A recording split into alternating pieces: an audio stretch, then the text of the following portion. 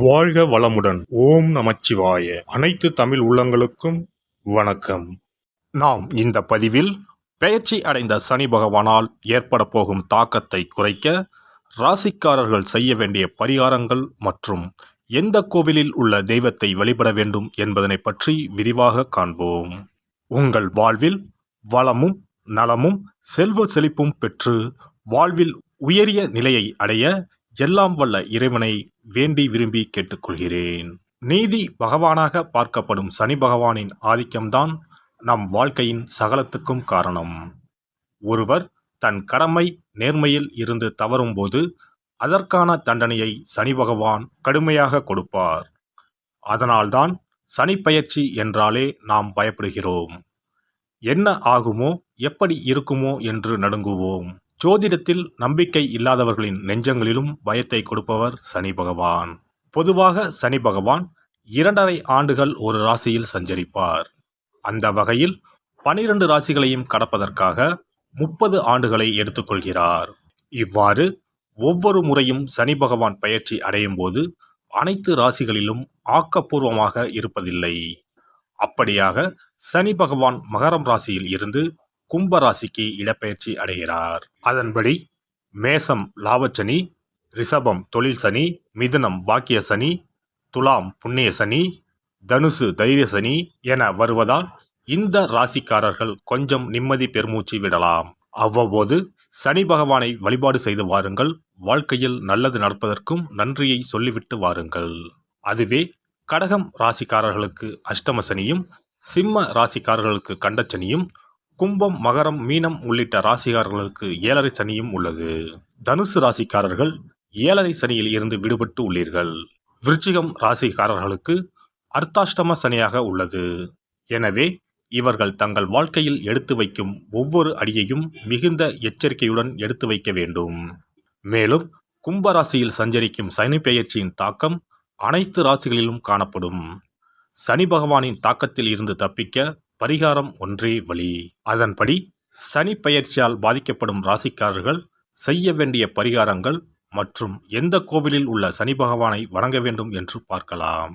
கன்னி ராசி அன்பர்களே, உங்களுடைய ராசிக்கு 6ஆம் வீட்டில் சனி சஞ்சரிக்கும் பொன்னான காலம். கன்னி ராசிக்காரர்களுக்கு முழு அதிகாரத்தையும் சனி தருவார். இதுவரை நிறைய சறுக்களை சந்தித்து இருப்பீர்கள். சனி பகவான் தனது சொந்த வீட்டில் ஆட்சி பெற்று பயணம் செய்யும் இந்த காலகட்டத்தில் கடன், நோய் எதிர்ப்பு போன்றவை கட்டுப்படும்.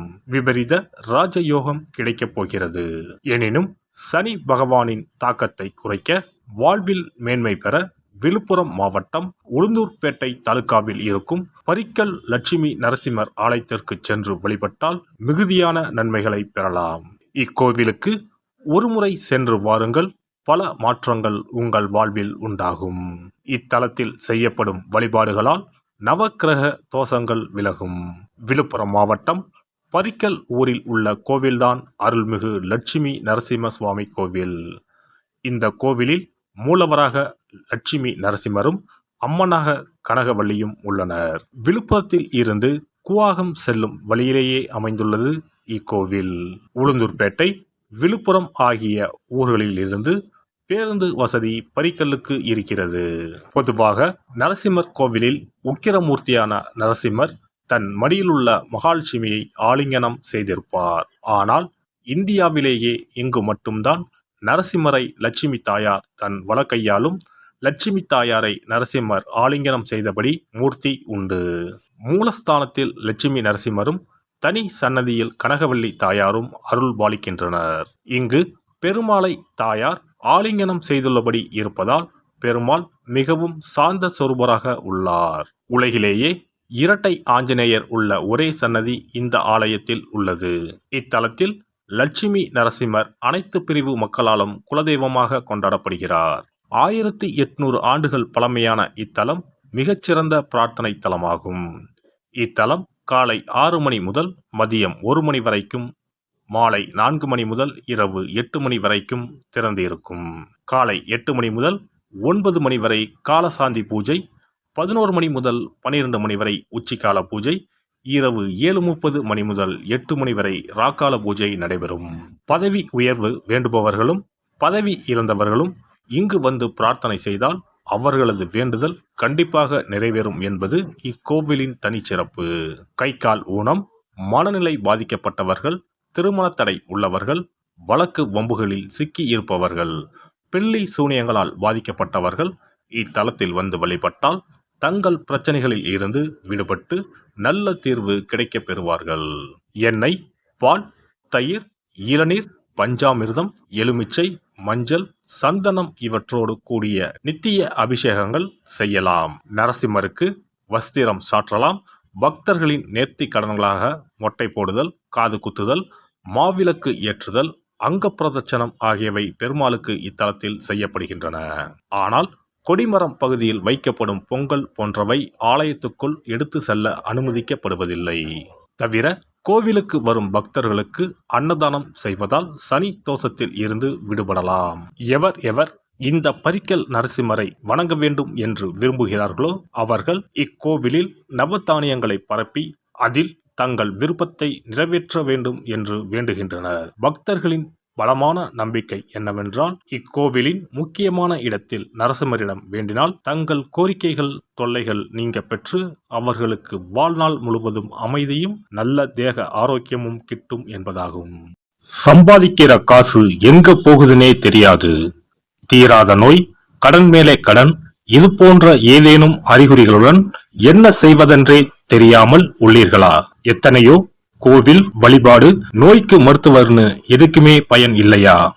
கவலையை விடுங்க.